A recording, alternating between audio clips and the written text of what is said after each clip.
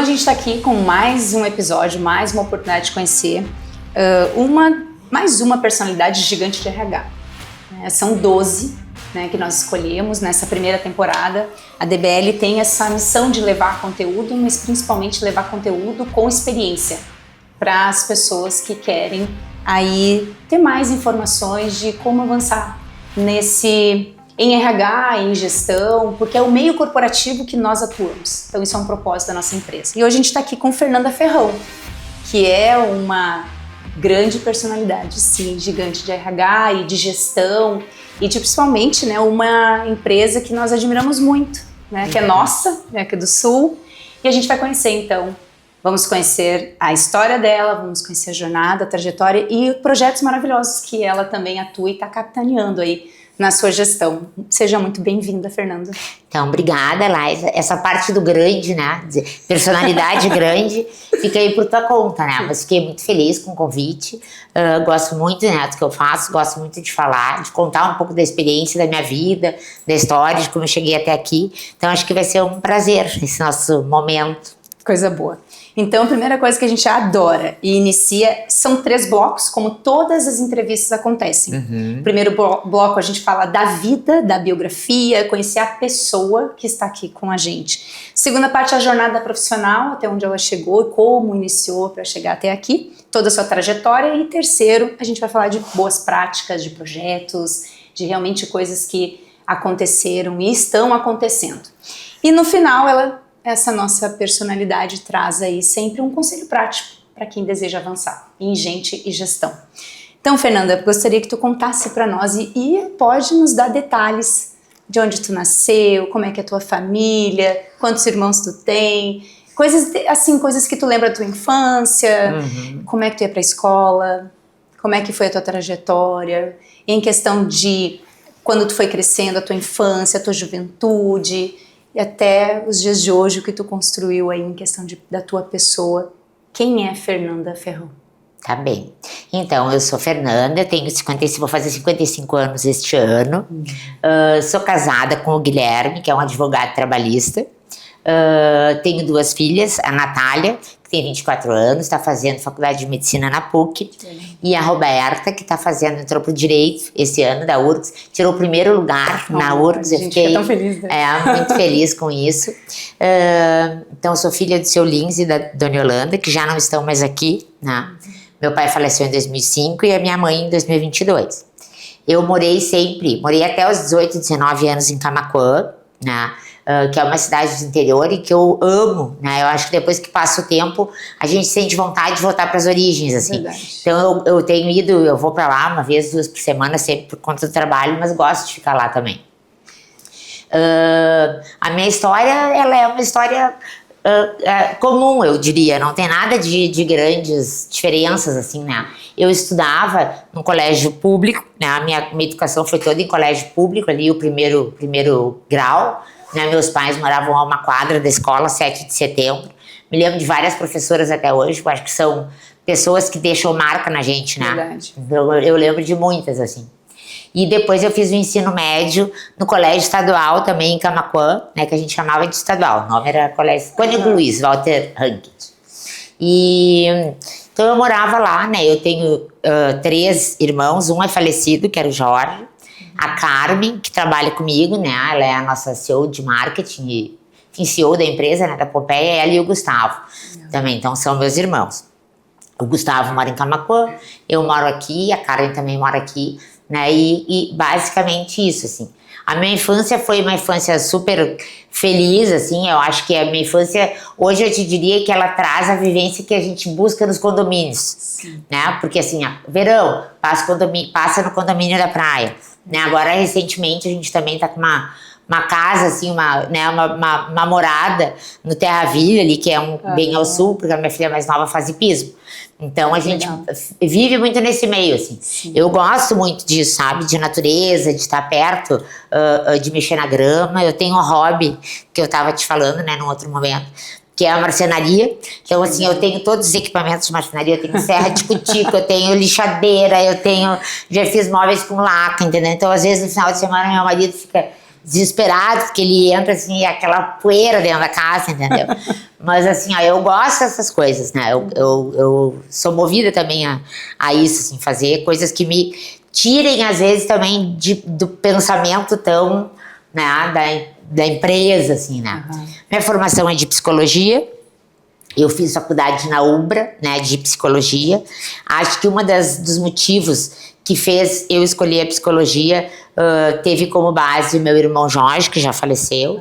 Ele tinha esquizofrenia, né? E isso por muitos anos foi, né, era muito sofrido, né? Mas assim, até a gente encontrar a medicação correta, enfim. Isso nós estamos falando de quantos anos atrás? Né? Ai, Tu é de qual é os 4 irmãos? Eu sou de 71, tá? Eu sou a mais nova. Eu sou a mais nova, depois vem o Gustavo, que é 6 anos mais velho. Tá. A Carmen é a mais velha, 15 anos mais velha do que eu. E antes da Carmen tinha o Jorge, que era 1 ano mais novo que a Carmen. Sim. Então, é eu, Gustavo, Jorge e Carmen. Então, na época a gente morava em Camaquã e não tinha muito recurso, né, em relação à saúde mental. Sim. Por exemplo, os diagnósticos não eram bem corretos, né? E isso trazia uma insegurança, assim, acho que para a família, né? Porque quando a gente tem uma situação assim, a família toda, né, em alguns momentos também sofre, né? Muito. E daí, com base nisso, assim, eu acredito que isso tenha me influenciado muito para fazer psicologia.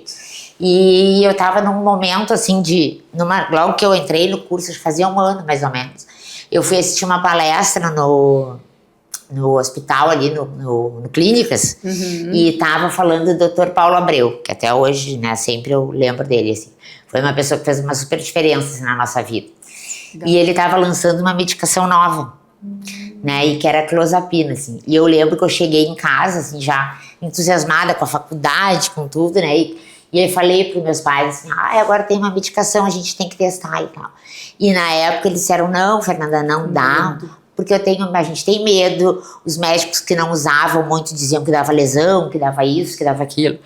E aí eu disse, gente, vamos ver, sabe? Não. Claro. E aí, assim, eu acabei assumindo, assim, esse papel, né? Eu lembro que eu peguei o Jorge, levei para uma consulta e daí ele já começou a fazer o tratamento. E ele mudou a vida dele. Nossa, ele se transformou em outra pessoa, assim, sabe? Então, foi um ponto bem marcante, assim, né? E, basicamente, assim, da minha história, é isso, né? Ele teria quantos anos hoje? O Jorge teria 70, né? Ele é 15 anos mais velho do que eu, tô com 55. E ele conseguiu daí ter uma vida normal, assim? Ele faleceu, não foi disso? Não, ele faleceu de câncer do pulmão. Mas ele teve, claro, dentro das limitações dele, né? Então, mas ele, depois que ele começou a tomar, assim, essa medicação e fazer esse tratamento, virou, assim, sabe, a história dele, assim. Ele ficou uma pessoa super sociável, né, que tinha, enfim, amigos. Ele ia pra empresa, às vezes dizia, né, eu vou trabalhar hoje, daí ficava lá um tempo e ia embora. Sim. Mas, enfim, foi, assim, um divisor de águas na vida dele e na vida da família toda, né, então foi bem relevante. Quando tu fez a faculdade, tu veio morar já pra cá? Vim, então, eu fiz o 2º grau em Camaquã. E aí, o meu 3º ano de ensino médio, quis vir para Porto Alegre, né? Porque daí Camaquã não tinha faculdade, enfim. E aí, olha só, fui morar num pensionato. Jura? No 3º. Olha. Eu morei num pensionato que hoje nem tem mais, que era na Anita Garibaldi. Era um pensionato que era de irmãs, né? De freiras. Sim. E aí, todo andar de baixo do pensionato era para pensionistas e o andar de cima era para internas. Ai, desculpa. E aí, eu quero. E aí, o pensionato era assim, a gente tinha quartos individuais, mas o banheiro era coletivo. Sim. Então, assim, tinha horário para entrar e horário para chegar de noite, né? Eu conto isso para as gurias, para minhas filhas hoje. Eu disse, olha a diferença. Tudo, né? Tudo acaba sendo muito mais, eu acho que a educação que a gente dá hoje. Não sei se tu tem filhos. Tenho 2, mais velho tu conheceu. É verdade. E a Laura tem 14. Então, assim, é outra realidade, entendeu? Assim, não tinha, acho que um dos afetos é a minha questão de segurança, né? Sim. Que fica com medo, enfim. Tem medo de tudo, né, Fernanda? A gente tem medo de tudo. De medo de tudo. Mas assim, ó, as minhas filhas, por exemplo, imagina, eu com 14, tinha 14, 15, 16 anos, né? Eu vinha pra Porto Alegre de ônibus, descia na rodoviária e ia pro pensionato. Sozinha, entendeu? Meu Deus, a gente não deixa os guri. O meu, eu vou andar de bicicleta na rua com quase 8. Não. E guarda celular, e guarda não sei o que. Não, entendeu? Eu pegava a minha mala e ia chegava no pensionato, eu lembro que tinha um orelhão. Que maçantinho. Tinha um orelhão e eu ligava. Mãe, cheguei. Ah, tá bom, entendeu? E assim ia de lotação pro colégio. Era o 3º ano de ensino médio. Daí eu fiz no IPA. No IPA, o 3º ano. Então era uma outra realidade, né? E tu quis vir fazer isso? Eu quis vir. Tu que quis? Eu quis vir, Não foi porque a mãe, o pai, não foi. Algum dos irmãos já estava vindo, fazendo isso? Não, nenhum estava. Nenhum? Não, a minha irmã já estava, mas ela era casada na época, né? Tinha família constituída, né? Minhas sobrinhas, enfim, então não tinha... Essa coisa de sozinha, de tão jovem, foi só tu entre os foi só eu. Meu irmão, o Gustavo, veio também, anos antes, mas aí ele morou com uma tia nossa e tal. Ele tinha o sonho de ser jogador de futebol. Acabou que ele fez um teste pro Inter, foi selecionado, mas ele era gremista, não quis. Não quis? Não quis, entendeu? Não quis mudar de tipo. Mas enfim, assim, ó, e eu lembro também que quando eu... quando eu terminei a 8ª série, né, que antes não tinha nona, né? Sim, minha época também não.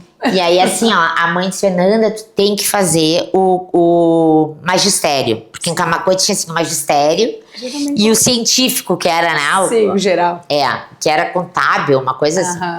E aí, eu peguei, e aí ela, enfim, eu me matriculei na escola das irmãs, que era em Camaquã. Fui e fiquei, acho que, sei lá, um mês. E aí cheguei, um dia era aniversário dela, ela tava com todas as amigas na sala, assim, tomando um chá, ó. E aí eu disse, mãe, tô mudando de colégio, tô indo pro estadual, porque não é pra mim isso, não é pra mim. Decidida desde jovem, né? Se a gente parar pra pensar, com 16? É mais ou menos isso, 15. Né, a idade. Minha filha tá com 18, entrou agora, mais ou menos isso. Mais ou menos isso. E pra ir pra esse local como pensionista, quem achou esse local pra ti? Então, daí tinha, pra vir do interior pra cá, tinha sempre, ou vinha pra morar com alguma pessoa da família, ou com amigos, ou então qual era a opção, né? E aí, na época, assim, eu não me lembro exatamente qual foi o motivo, mas a gente resolveu que num pensionato era melhor, porque eu não conhecia a cidade. Sim. Então, até eu me adaptar, né? Mas olha só que loucura. Não, e tu lembra, assim, o que te causou quando tu veio? Tava com medo, tu teve insegurança? Ah, não, eu me lembro, assim, ó. Tu sentiu... Eu lembro, assim, ó, porque era só quarto, né? Então, tu tinha que, por exemplo, pra hora de escovar o dente, tomar banho, se arrumar pro colégio, eu entrava num ambiente que tinha mais 40, entendeu? Então, mas nunca foi nada assim do tipo, ai, que ruim, isso aqui tá pouco, ou sabe, eu acho... Sofrimento, não. Não, nunca teve. Eu encarava aquilo assim, olha, tinha sido uma escolha, eu queria fazer faculdade, Camaquã, as opções que tinham não era nada que eu achasse, né, que era muito mais voltado assim para contabilidade, esse tipo de formação, né? Sim.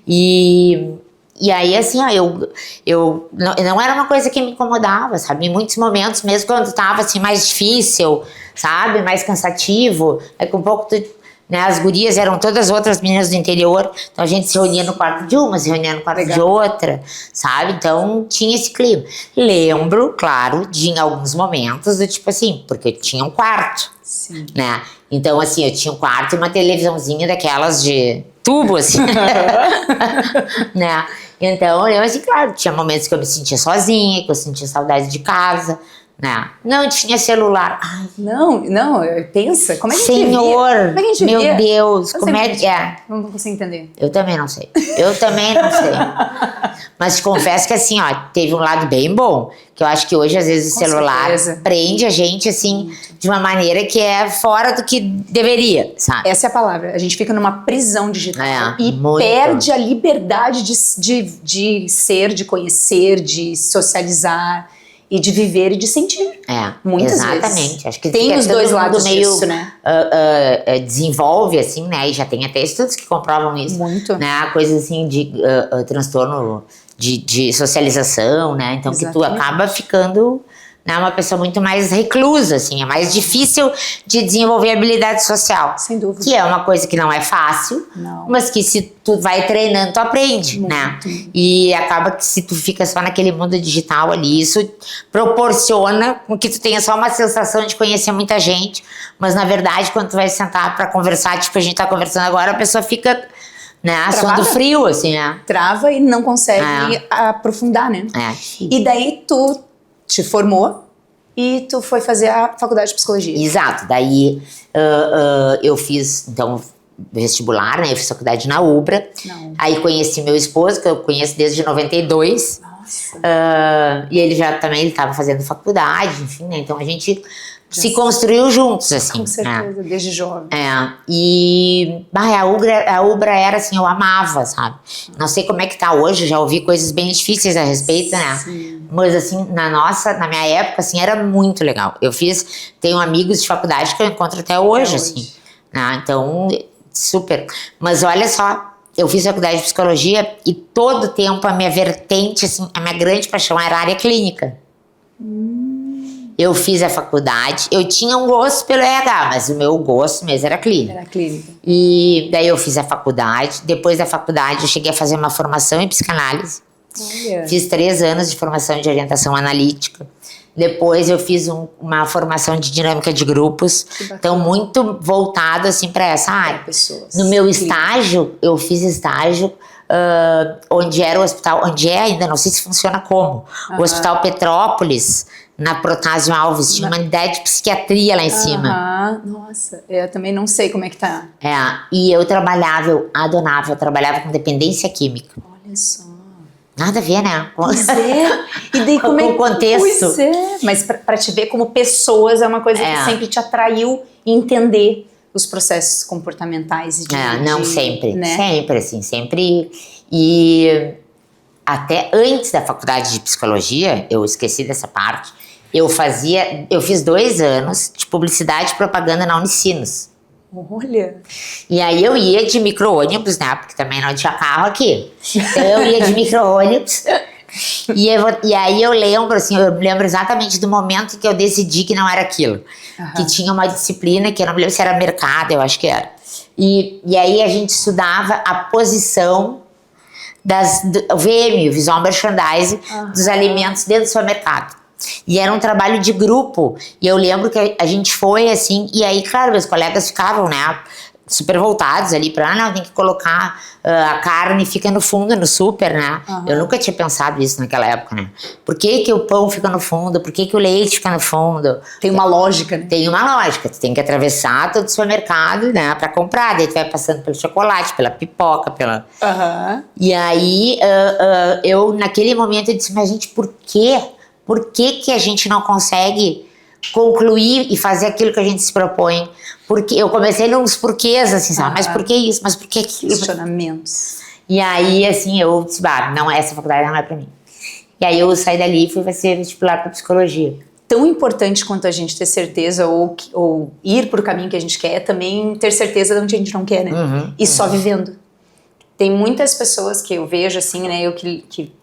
E tu deve ver muitas também no meio corporativo, que às vezes as pessoas sabem, mas eu não tenho certeza se é isso que eu quero. Bom, o fato de fazer algo e ter certeza ou não já é um caminho de experiência. Tu é uma prova viva disso, né? Então, e a gente não nasce, sabe? A gente não tem sempre, né? Não. Certeza de tudo. Eu acredito muito nisso. Eu acho que a gente também tem que se permitir, sabe? Assim, errar e poder se dar conta. Olha, isso não é, né? Mudar, né, caminhos, ser flexível pra isso. Recalcular a rota, né? Recalcular a rota. E não ficar... Steve Jobs fala algo muito legal, não sei se você já ouviu falar sobre ligando os pontos. Né? Ele diz que tudo que tu aprende na vida, e ele fez uma última cadeira na faculdade que ele não podia mais concluir, porque os pais não tinham mais condições, e aí ele tinha que escolher uma última disciplina. E ele escolheu uma disciplina que hoje é as fontes que nós trabalhamos, né, com a escrita via computador, que é as fontes do Outlook e tudo mais. Ele criou lá no início, porque ele fez uma cadeira sobre isso, e quando ele montou os seus produtos, ele entendeu que as pessoas queriam escrever de formas diferentes. E ele tinha essa experiência, que para ele já achou que não ia adiantar para nada. E lá na frente foi um sucesso dentro da trajetória dele. Então acho que conhecimento nunca é demais e sempre alguma coisa pode levar para aquilo que a gente tem predestinado, ou quer, ou precisa, ou tem vontade de fazer. E daí então tu, finalizando essa tua trajetória, e aí onde entra a tua trajetória? Isso, na empresa, porque isso também a gente está falando com certeza muitas pessoas que têm empresa familiar, que tem sucessão, né? Tu já é segunda ou terceira? Segunda. Conta um pouco como é que foi essa trajetória de entrada, né, assim, no grupo. Então, eu fiz, né, eu me formei daí na faculdade, eu fazia, então, formação em orientação analítica e tal, mas o meu estágio de RH eu tinha feito na Zaleia, e tinha um senhor lá, que já faleceu há muitos anos, que foi, assim, uma inspiração para mim, que era o professor Sarlé. E ele dizia assim, Fernanda, tem muitas coisas dentro da área de RH que tu vai ter que ter o entendimento clínico, mas tu nunca pode clinicar. Tu nunca pode clinicar dentro da empresa. Mas tu tem que ter o entendimento clínico. Isso, ele me trouxe uma versão assim, de que o que eu gostava muito, que era essa parte da compreensão, enfim, eu poderia utilizar num trabalho com gestão de pessoas. Legal. Né? Como assim, eu sempre fui uma pessoa mais agitada, então logo que eu me formei, tá, eu cheguei a abrir um consultório, né, fiquei 3 anos, sim, tinha paciente, tudo. Mas assim, eu sentia necessidade de ter um contato com mais pessoas, de ser uma coisa mais dinâmica, sabe, de fazer, né, eu digo, eu gosto de fazer vucu-vucu, todo. Então, entende? Então assim, aí eu comecei, disse, olha, eu vou fazer uma experiência, né. A questão da empresa familiar, na época minha prima, que era a Ângela, né, ela era diretora de RH, e ela tinha que instalar, ela tinha que estruturar o RH dentro da Pompeia. Que na época era só DP. E quantos anos a Pompeia tinha nessa época? Ai, agora tem que fazer conta. A Pompeia é de 53. Isso era 99. Nossa, tem mais de 70 anos mesmo. Pompeia. E aí ela me chamou e disse, Fernanda, me ajuda a estruturar a área de recursos humanos. Isso foi em? 99. 99. Tu tinha quantos anos, Fernanda? Ai, 20 e poucos. Bem jovem. Nossa, como tu fez coisa por tempo. Nossa. 20 e poucos, sim, eu já tô na empresa há 20 e tantos anos. Como tu fez tanta coisa em... Que loucura, né? Sabe que a gente às vezes olha pra trás e pensa, mas o que eu fiz, né? Nossa. É uma coisa, né, que acho que o ser humano em geral, né, a gente não assume muito. Mas todo mundo tem, eu acho que pelo menos de olhar pra trás, assim, tem coisas que tu te orgulha muito, mas tem coisas, mas será que eu fiz o suficiente? Será que eu não chego a pensar? Verdade, né? É verdade. Acho que todo mundo passa por essa situação, por esse momento. Mas aí eu fui, então, ela me chamou pra isso, e eu comecei fazendo assim, sentei com meu pai, que na época era vivo, e ele me disse assim, ó, eu tinha um consultório, e ele me disse, Fernanda, olha só, tu adquiriu um conhecimento, a única coisa na vida que nunca vais perder é isto. A empresa hoje tá bem, amanhã não sabemos. Então assim, ó, não vende teu consultório. Tu faz isso muito bem, deixa ele ali. Vem, então assim, ó, queres vir trabalhar na empresa? É bem-vinda, acho ótimo. Legal. Mas assim, ó, não te desfaz do que tu, né, o que tu até agora te encantou. E aí, assim, eu comecei uma vez por semana fazendo consultoria, indo pra Camaquã e trabalhando com ela. E aí, começou, né? E aí eu comecei a me apaixonar, comecei a gostar, né? E aí, eu lembro que o meu pai, eu tive a sorte, né? O pai, de trabalhar com o pai ainda, porque eu comecei em 99, ele faleceu em 2005. Sim. E, então, assim, ele sempre foi um cara muito de venda. Muito de pessoas, muito de treinamento. Ele dizia, toda vez que abria uma loja, ele dizia, olha, mais importante do que abrir mais um ponto é gerar emprego, é gerar trabalho. Então, propósito, tinha propósito. E ele fazia, e ele gostava de fazer treinamento, ele dava treinamento. Uma vez por mês ele chamava todos, assim, um funcionário de cada loja, na época tinha bem menos, né? Sim. E ele fazia. E assim, tu acredita que durante todos esses anos assim, que ele estava vivo, todos os meses ele então fazia essas palestras. E ele, Fernanda, a única coisa que eu vou te pedir, tu vai assistir a todas. E eu assistia a todas, porque era o mesmo conteúdo às vezes. Legal. Todas eu assistia, entendeu? E na época eu dizia, mas pelo amor de Deus, de novo ele... faz. Foi uma combinação nas faz. E olha, foi uma das coisas assim, ó, que hoje olhando, sabe, é muito presente em mim. Toda vez que eu amo fazer isso, eu também gosto de dar treinamento na empresa, mesmo quando a gente chama consultor e tal, assim, eu não abro mão, né, de fazer. Tu também gosto sabe. de ter, assim, momentos, sabe, com as pessoas, de ouvir, de falar e tal. E isso é muito presente, sabe? Acho que assim, isso me reforçou muito, assim. Quando eu tô falando nele, quando eu tô fazendo desenvolvendo esse papel, assim, sabe? Assim, eu sinto que ele tá ali, que é um norte, assim. É uma cultura muito forte que tu conseguiu realmente suceder, né? Na tua pessoa. Pra mim foi muito relevante, assim. Imagino. E a mãe? A mãe chegou a trabalhar? Não, o pai, a Pompeia nasceu então em 53, né, fundada pelo seu Lins, que era meu pai, e pelo meu tio, que era o tio Demo, que também já faleceu. E a primeira combinação que eles tinham esposas não podem trabalhar conosco. Combinados. E aí, assim, ó, foi uma coisa que eu acho que funcionou bem, assim. A minha mãe e a esposa dele, a minha tia, eram muito amigas. Elas eram muito amigas, elas tomavam, assim, eu cresci, me lembro sempre disso, assim. Que ela e a mãe tomavam chimarrão todo dia, sabe? Legal. Todo dia elas tomavam chimarrão. Então, foi isso, assim, então a mãe nunca trabalhou. E a entrada, né, a minha e anterior a mim, né, teve a Carmen, teve o Gustavo, sempre foi também bem tranquila, assim, a gente na época não tinha tantos rituais como a gente tem hoje. Sim. Né, mas já se fazia governança. Né, a gente não dava esse nome, que hoje tem. Isso é um conselho de sócio, isso é um conselho consultivo, né? Tu tem ali o protocolo familiar, né? Mas já existia. O meu pai e o meu tio não escreveram um protocolo dizendo, mas era um protocolo. Claro. Esposas não podem trabalhar. Né? Então eles já faziam governança, só que eles não tinham esse nome. Então. E quanto tu estás há mais de 20 anos lá? E tu sempre, desde o início, entrou em pessoas. Tu trabalhou desde o início e até agora, essa trajetória lá dentro com pessoas. Eu entrei e aí, assim, eu fui sempre com pessoas. Eu fui me direcionando e aí eu trabalhava só com treinamento e desenvolvimento. A minha prima era diretora de RH. Ela fazia parte de Folha, DP, né? DP. Mais antigo DP. E aí, num determinado momento, assim, eu falei, Ângela, eu vou procurar um auxílio porque eu quero desenvolver outras coisas, quero, enfim, né, vou fazer uma mentoria. E aí eu procurei uma profissional que chama Denise Casagrande, que é muito boa também, ela trabalhou na Gerdau, enfim. E aí ela me disse assim, Fernanda, quais são os teus projetos de vida, né? E aí eu fui falando, e ela disse, mas teu projeto de vida não dá, profissionalmente falando, pra te fazer sozinha, a gente vai ter que chamar a tua parceira. E aí a gente chamou a Ângela e foi bem bacana, porque nesse momento, assim, a gente construiu juntas um modelo novo de RH. Legal. Eu assumi o DHO, né, que era o RH, né, das duas marcas, porque aí já tinha, né, a gente recém tinha comprado a Ganhe. Quando foi a compra da Ganhe? 2013. Faz tempo.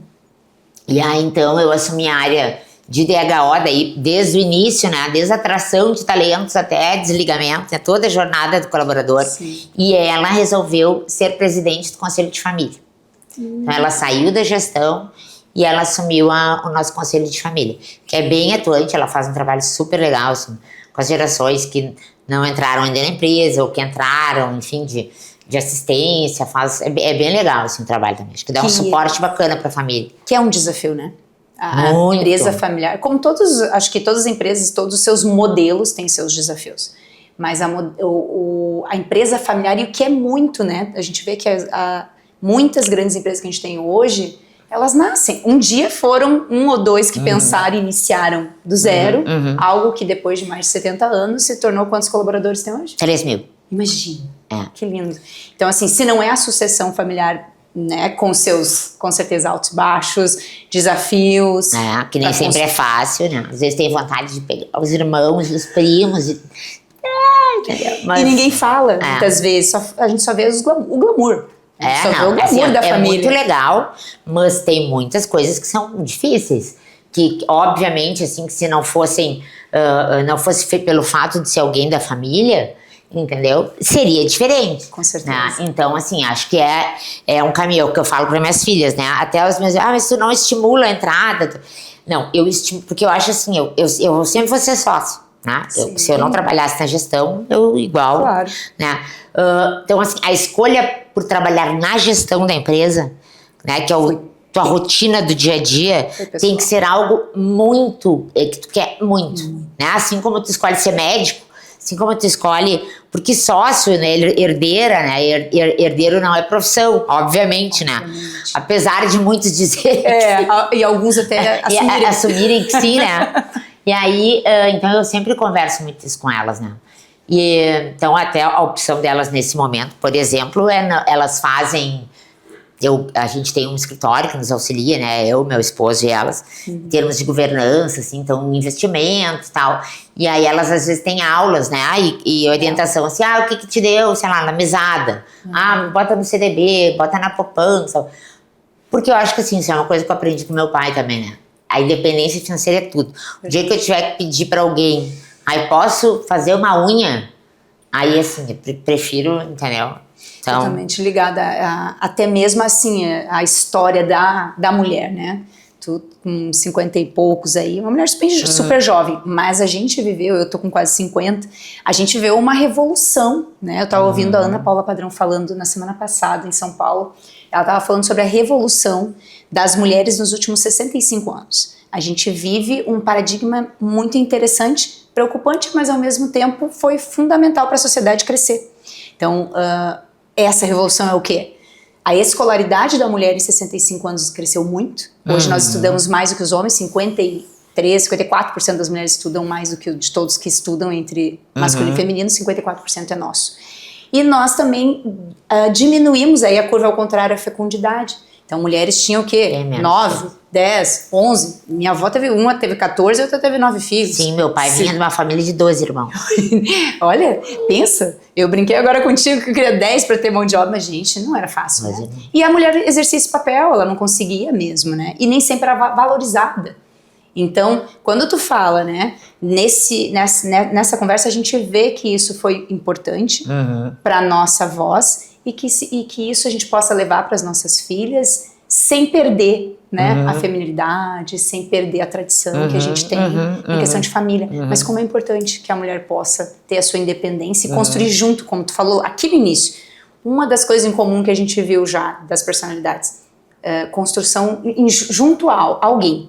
Ou a esposo, esposa, ou família, a gente viu muito isso nessas 7 agora. Eu acho que assim, se não for assim, eu até nem consigo imaginar uma história que tu construa sozinho, né, que tu não, de alguma forma sempre tu tem um apoio, né, e em relação a isso que tu tava falando das mulheres, uma coisa que eu acho que também, eu tive muita sorte, né, porque o meu pai, quando teve a ideia, então a história da Pompeia começa com uma venda de gravata, era produtos masculinos, não era, né, e hoje o foco é a mulher, produtos cama, mesa, banho, sapato, enfim, mas nosso foco, né, parte de uma mulher, né, e ele então começou vendia, o primeiro produto vendido, né, na Pompeia foi uma gravata, né, e aí, bom, evoluiu, daí se abriu loja, enfim, né, foi andando, assim. Mas uma coisa que eu acho que eu tenho muita sorte, assim, de participar de uma gestão familiar que seja do varejo. Eu vejo muitas amigas que são assim de indústria, né, e que é muito difícil, às vezes não são bem-vindas, ou é um universo masculino diferente, né? E a gente tem uma questão de cultura que eu acho que é muito bacana, assim, em relação à mulher, porque, por exemplo, assim, se eu tivesse que fazer uma entrevista num processo seletivo, né, e eu tivesse 2 pessoas, assim, igualmente preparadas, né, iguais, tá? Só a única diferença é uma que casou e tá pensando em ter filhos em seguida, e outra que não, né, que a gente valoriza, assim, ter filhos, né, então assim, essas coisas que, não, depois ganhou, tá de licença maternidade, a pessoa, que ruim, a gente acha ótimo, né, eu acho ótimo, porque eu acho que se tu tem, no momento que tu tem filhos, os valores da tua vida mudam. Total. Então assim, é outro tipo de dedicação que tu tem pro trabalho, pra vida, pro tempo, né? Quem é pai também passa. Isso, não sei se isso, né, já são pais. Mas serão, né? Mas observam os de cima, então, né? O pai, mãe, enfim, né? Mas, assim, é outra dedicação, né? Acho que é o aprendizado mais forte que a gente tem, de se colocar no lugar do outro. Então, assim, eu acho que eu, por mim, teria na minha equipe, assim, todo mundo, né, tendo filho, todo mundo... né, porque eu acho que isso traz, assim, uma responsabilidade muito diferente, né? Muito a gente pensa duas vezes. Não quero mais fazer isso. Eu não gosto de escrever. Não vou mudar de emprego. Não gosto de escrever, mas isso me traz XYZ, então... Isso, concordo plenamente. Isso é uma mudança muito grande, porque antigamente não assim. Era muito mal visto, né? Muito mal visto. E voltando só um pouquinho pra gente ir pro nossa parte de projetos que eu quero falar aqui, só uma última questão que fiquei pensando. Quando tu casou, que idade tu tinha? 29. 27. Eu engravidei com 29. E quando tu engravidou, tu já estava no grupo? Foi quando eu comecei, mais ou menos, junto, assim. Porque daí, com 27 eu casei, daí dos 27 até os 29 eu tava quase que só no consultório, e aí um pouquinho antes, daí eu comecei a fazer o trabalho de RH ali. Teve uma trajetória de maturidade interessante, de uma curva de maternidade pra realmente entrar com mais força. Aí tu teve a tua primeira filha. Sim. Qual é o nome dela mesmo? Natália. E depois, quanto tempo a outra? A Roberta, em 2007, 5 anos. 5 anos depois. E o que tu sentiu antes e depois de ter? Já que tu falou nisso. Tu sentiu exatamente isso? Nossa, sim. Senti, a responsabilidade é outra, né? Porque antes, assim, cara, eu tinha uma preocupação, por exemplo, antes de ser mãe, né? Qual era a preocupação? Quando eu casar, será que eu engravido? Será que eu faço faculdade? Qual o tempo, entendeu? O que vem? Meu destino profissional, meu futuro profissional tem que ser, assim, era uma coisa planejada, né? Quando a gente não tem filhos, acho que tem muito isso. Tu consegue executar o teu planejamento. Exato. 100%. Um aprendizado que isso me trouxe os profissionais não podem ser assim, eu valorizo muito saber lidar com o imprevisto, sabe? Tu tá indo numa rota que tu tá, né? Mas assim, o caminho não foi exatamente aquele que tu pensou, sabe? Tem um imprevisto, tu pode fazer uma bolha no pé, tu pode cair num buraco, tu pode ter... Assim, o que tu faz com isso? Né? Que eu acho que a vida da gente é mais ou menos assim, né? Então eu acho que é bem importante, sabe, como característica. Um fato que é bem relevante que eu não trouxe foi quando o pai faleceu, né? O pai era um cara muito presente ele foi um fundador amado, assim. Do que ele faleceu? Então, ele era um cara muito saudável. Muito saudável. Jogava tênis, jogava pádel, corria, caminhava. Era padelista também, nós vamos falar disso. Muito, ele era muito saudável. E aí acredita que ele veio fazer um procedimento dentário. Fez um implante no dente. E aí ele tomou uma anestesia, enfim, uma anestesia geral, né? Numa quarta-feira, assim, eu lembro. E aí no outro dia foi pra casa. Tá tudo super bem, assim. E aí ele ligou pro médico perguntando se ele poderia jogar tênis, se ele poderia jogar pádel. E aí o médico disse, não pode, tu recém saiu de um procedimento e tal. Mas tu pode dar uma caminhada ao redor do centro de distribuição. Tu pode dar uma caminhada, não dicione. E aí ele disse, bom, então vou caminhar em volta do centro de distribuição. E aí, assim, ele tinha como rotina, ele e meu tio, todo final de tarde eles caminhavam. Então eles tinham, assim, um montinho de pedrinha. Que daí ele ia para um lado e meu tio pro outro. E cada volta que um fazia, botava uma pedrinha ali para eles saberem quantas voltas eles já tinham dado. Que legal! E aí ele foi caminhar e ele teve uma embolia e faleceu. Fez muito esforço. No centro de distribuição, assim, na empresa. Ali mesmo. Foi uma coisa muito maluca, porque foi um imprevisto. Muito repentino. Muito repentino. Ninguém se prepara para esse momento. Isso é um grande imprevisto que a vida trouxe. Né? Muito. E te digo assim, o velório dele, mesmo sendo uma coisa muito triste, foi uma das coisas mais lindas que eu já vi na minha vida. Imagina. Porque a minha mãe, por algum motivo, resolveu, como ele era uma pessoa importante na cidade, assim, né, um cara, enfim, ele tinha um pedido pra gente fazer o velório na prefeitura. E aí a gente tava na prefeitura e a minha mãe teve uma luz, assim, disse, não, eu não quero ficar aqui. nós vamos todo mundo pro centro de distribuição. E é grande, né, o centro de distribuição. Que era o lugar que ele amava, né? E aí a gente foi, sabe que vieram todos os funcionários. Foi uma coisa assim, ó. E aí, assim, ó, quando o pai tava saindo, os funcionários levando ele pro... Né, enfim, levando o corpo, assim. Caiu uma chuva. Gente, é uma coisa muito louca isso. Eu acredito, né, nessas coisas. Eu acredito também. Mas caiu uma chuva. E eles todos, eram assim, ó, 2.000 pessoas cantando o hino da Pompeia. Nossa, que legal. Eu me arrepio, assim, sabe? Sabe que depois disso me chamaram pra falar sobre o que ele fazia que tinha causado. Eu lembro que na época tinha um pessoal do Correio, de Pelotas, tinham vários amigos de empresas de Pelotas, assim. Sim. E eles nos chamaram pra gente contar a história, o que é que o pai fazia que tinha levantado, sabe, aquele amor, assim. Então foi uma coisa muito incrível, assim. Nossa, não poderia ter uma homenagem mais bonita para um homem que bacana. iniciou uma ideia que deu emprego para tantos e que ele tinha isso como propósito, tanto que ele falava, né? Me conta só rapidamente sobre pádel. Eu vou ter que perguntar, porque eu sou padelista também, a gente descobriu aqui. Tá bem. Como é que o pádel entrou? Foi por causa de Camaquã, que é um grande centro de pádel, que eu sei, que é uma referência de pádel. Sim, foi porque assim, meu irmão joga pádel muito, né, que é o Gustavo. Meu pai jogava tênis, né, então a família sempre fez, assim, né, esporte. E aí, assim, eu não me lembro exatamente qual foi o momento, mas em algum dessas andanças eu fui parar numa quadra. E aí eu amo, né? Eu amo. Nossa, então, assim, e acho que é um esporte também que agrega pra família, sabe? A gente sempre jogou, minha filha joga também, meu marido também joga. Não tenho o hábito de jogar sempre, mas também sabe jogar. Então, aí eu adoro, né? E fazendo esse gancho, fala do projeto. Do Pádel Solidário. Isso é uma das coisas que a gente vê que faz diferença na vida de uma trajetória que chegou no lugar onde tu chegou, que entrou numa empresa familiar que estava num processo de crescimento, mas pelo que eu entendi, vocês entraram no momento e fizeram ainda maior o que já estava vindo acontecendo, né? E aí vem esse momento, né? De pensar em projetos que também impactem, né, a sociedade. Sim, o pai era um cara muito solidário, assim, ele era muito do social, né? Então, assim, quando ele faleceu, a primeira coisa que a gente pensou assim, nossa, a gente tem que continuar, né? Isso. Mas não era só, eu senti em especial assim, a necessidade de não ser uma quantidade somente na empresa, né? De poder fazer isso ser maior, assim, né?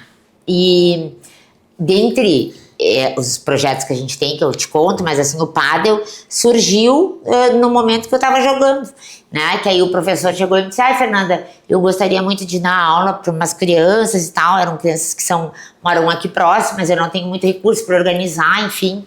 E aí eu disse, bom, vamos montar junto um projeto. E aí, assim, a gente chamou uma ONG que nos auxilia, que é a Vessol, tem vários parceiros, né? Nesse caso, daí tem um educador social, então ele traz 2 vezes por semana as crianças, né, para jogar numa van, né, que o Instituto financia, daí eles fazem lanche, jogam 2 vezes por semana, e aí com isso outras cidades também se interessaram, então, Fernanda, a gente gostaria de fazer, daí Livramento, Alegrete, sabe? Então, assim, cidades que também são... O pádel também é forte, né? Então, hoje tem 150 crianças que jogam no projeto. Nossa, bem legal. O esporte transforma vidas. É muito legal, né? É muito legal. E fala do projeto Cara Nova. Eu amo. Esse eu quero, porque quando a gente falou, eu acho que tu ama tanto realmente, que quando a gente se falou na primeira entrevista, tu falou, quando tu chegou aqui, tu começou a falar, e eu já disse, não vamos nem falar muito, porque eu quero que tu fale, porque que todos conheçam. Muitos podem conhecer, mas a gente pode ainda potencializar, porque isso pode virar inovação e ideias e inspiração para outras empresas, nas suas empresas, em outras, para outros lugares. Conta desse projeto, que é lindo. Eu amo esse projeto. Então, esse projeto surgiu assim, a gente tem dentro da Pompeia um número grande de peças, como tudo que é varejo, né? Varejo de moda é o segundo maior poluidor, né? Mas assim, então, de produtos, por exemplo, que os clientes trocam, né? E que a gente fica com esse produto. Produtos que os fornecedores, às vezes, né, mandam, mas enfim, vem uma peça ou outra com defeito. Né? Tem, assim, varejo é muito isso, né? Na Pompeia, os funcionários usam uniforme. Cada pessoa recebe, quando começa a trabalhar, 2 camisetas, em média, né? Sim. Pensa que todo ano tu tem que Renovar. Então, assim, a gente tá falando aí de 6 mil camisetas a princípio, né? Então, assim, é um volume, né, muito grande de coisas. E aí, assim, também a gente resolveu montar o Instituto, que o Instituto tem 7 anos. E aí eu disse, bom, vamos fazer um projeto que a gente dê uma cara nova para essas coisas, entendeu? Vamos dar uma, não é possível que... E aí, muito legal que ele tem várias vertentes, assim. Então a gente fez parceria com a Maxtex, que é uma empresa super parceira da gente. O que ele fez, né? Um dos projetos, ele pegou, a gente combinou, assim, como é que vamos fazer isso? Ele pegou os produtos e transformou, ele faz uma desfibragem. E aí ele te entrega, tu escolhe, né? Ou tu quer fio ou tecido. Então, assim, dentro disso a gente já fez muitos projetos que a bolsa, sacola de atendimento da Pompeia, que antes a gente comprava de uma indústria, né, para os clientes usarem, ela é feita toda com esse tecido. Né? A gente tem vários produtos que são feitos com mão de obra social, né, que é a prioridade. Então, a parte de endomarketing, por exemplo, do grupo, brindes ou troféu de jubilados, ou agora no Natal a gente tem uma sacola de viagem que era muito legal. Toda ela com mão de obra social. Sempre a prioridade é a mão de obra social. E aí o projeto de bonecas do bem, que também é dentro do Cara Nova, que surgiu na pandemia, que eram bonecas que a gente fez com esses fios, com um grupo de mulheres. E esse projeto foi assim um pontapé bem bacana, porque quando a gente começou era um grupo de mulheres, assim, elas não tinham nota fiscal, elas vendiam, cada boneca assim era R$20, e elas iam para uma feira, vendia uma boneca por dia, sabe? Sim. E aí, nesse projeto, a gente colocou as bonecas para vender no site. Que legal! E vendeu 400 bonecas de uma vez só. Nossa, elas devem ter ficado assim. E aí, eu tenho a Zumirinha, que a Zumirinha é o meu grande case, que eu amo de paixão, a Zumirinha. Ela hoje ela se estruturou, ela tem uma microempresa, ela tem CNPJ, ela tem 3 pessoas que trabalham com ela. E a gente, inclusive, já comprou produtos que ela nos forneceu. Que legal. Agora no Salt Summit, que foi um evento que fez uma grande, assim, foi super bom a gente ter participado. Vocês estavam lá? E aí o pessoal do Salt Summit disponibilizou mais de 20 convites, né, para o Instituto. E aí eu disse, bom, vamos chamar as mulheres que trabalham, né, nesses projetos. E os voluntários, porque daí dentro do Instituto a gente tem também uma formação que eu acho bem importante, que é de voluntariado. Então todos os funcionários da Pompeia que querem ser voluntários no Instituto, a gente trabalha, né, isso com eles, assim. E aí elas foram todas no Salt Summit, foi muito legal. Não, elas gritavam assim, ó, uhul, Instituto Unicerrão, a Tinga te ama. Ai, que legal. Foi muito legal, muito legal. A solidariedade, a inovação, sustentabilidade e ainda a geração de impacto de renda. Não, e é um aprendizado, sabe? Que assim, ó, eu disse, gente, nesse monte de gente do Salt Summit, todo mundo arrumado, curtindo. Elas estavam numa alegria, assim, mudou o ambiente. Isso é inovação. Mudou pra mim, isso é inovação. É muito legal. Verdade. Eu sou muito apaixonada por esse projeto, muito. 2 últimas reflexões. Uma é que eu gostaria que tu dissesse na tua trajetória de vida, né, em questão de gestão de pessoas, em questão de lideranças e colaboradores e tudo que tu já viu. Quais são, assim, se pudesse elencar características importantes para uma pessoa avançar, para uma pessoa conseguir conquistar seus sonhos, seja em qualquer tipo, onde ela estiver, na sua empresa, na empresa de alguém como colaborador, numa liderança ou não, numa diretoria, numa sucessão, né? Quais são, assim, as características que tu identifica de forma bem direta, assim, eu identifico e eu entendo na minha experiência que isso são características e atitudes importantes para a pessoa chegar lá? Eu não sou muito fã, por exemplo, porque eu vejo que em muitos momentos, né, na nossa área de pessoas surgem novidades. Aí todo mundo tem que fazer, sei lá, avaliação de desempenho. Sim, a gente faz, mas, sabe assim, então tem coisas do tipo assim, eu acho que em muitos momentos teve tem que ser resiliente. Sim, acho que a gente na verdade, tem que ser muitas coisas. Então eu te diria assim que uma das características é ser assim, ó, se conhecer profundamente, saber o que gosta, o que não gosta, porque eu acho que se tu te permite ter um contato, assim, e entender o que tu quer fazer, tu consegue também compreender por que em determinados momentos é mais difícil para ti lidar com o imprevisto ou não, né? A gente não nasce do nada, assim, eu acho que a minha formação também tem muito isso, né? A gente se constrói. Então, nessa construção tem coisas que te machucam e que lá na frente, por algum momento, te aciona e aí, né, tu trava, assim. Então, se a gente se conhece, eu acho que isso é muito fundamental. Acho que uma cabeça mais tranquila, sabe, mais permissiva consigo mesmo, dá uma paz aonde for. Acho que pensando assim no ambiente, né, de trabalho como um todo, eu acho que hoje ser uma pessoa que saiba então lidar com imprevistos, sabe, não seja, porque nem tudo, né, a maioria das coisas, inclusive, não sai como a gente quer, e isso não significa que não faça planejamento. Tem que se planejar, mas tu tem que saber, e não é assim, ó, é literalmente compreender o imprevisto e aceitar e não brigar com ele, entendeu? Então assim, ó, não adianta tu mudar de rota e ficar, né, porque não, isso é... Não, às vezes tu tá indo e tu tem que simplesmente recalcular e ver se o final é aquele mesmo, ou se daqui a pouco tu tem que mudar, não é só mudar a rota para chegar no mesmo lugar, é talvez mudar o lugar que tu tem que chegar. É verdade. Né? Então, assim, ó, acho que isso é uma característica importante. E muito, assim, fazer as coisas de maneira genuína. Fazer, assim, ó, fazer com o coração, fazer porque gosta, fazer... Não, agora tá na moda fazer trabalho social. As pessoas começam a fazer, daqui 2 dias param, entendeu? Assim, ó, se não for do teu jeito, se não for porque realmente tu acredita, porque tu gosta, sabe, que tu valoriza, não vai durar, né? Então agora todo mundo tem que, né, fazer, sei lá, as empresas, né, por questões inclusive obrigatórias, né, a gente sabe, NR1 e tal, saúde mental. Mas as empresas começam e daqui a pouco não vão... Não, é importante, é fundamental ter, entendeu? Sim. Mas assim, ó, eu literalmente acredito, porque eu sou psicólogo, porque eu vejo que isso sempre foi presente na vida das pessoas, mas eu tenho dúvida se algumas pessoas, algumas empresas que entram por modismo, se isso não vai durar 1 ano e acabou, entendeu? Sim. Então, é fazer de forma genuína, assim, sendo verdadeiro. Acho que isso é uma das coisas que eu valorizo muito, assim.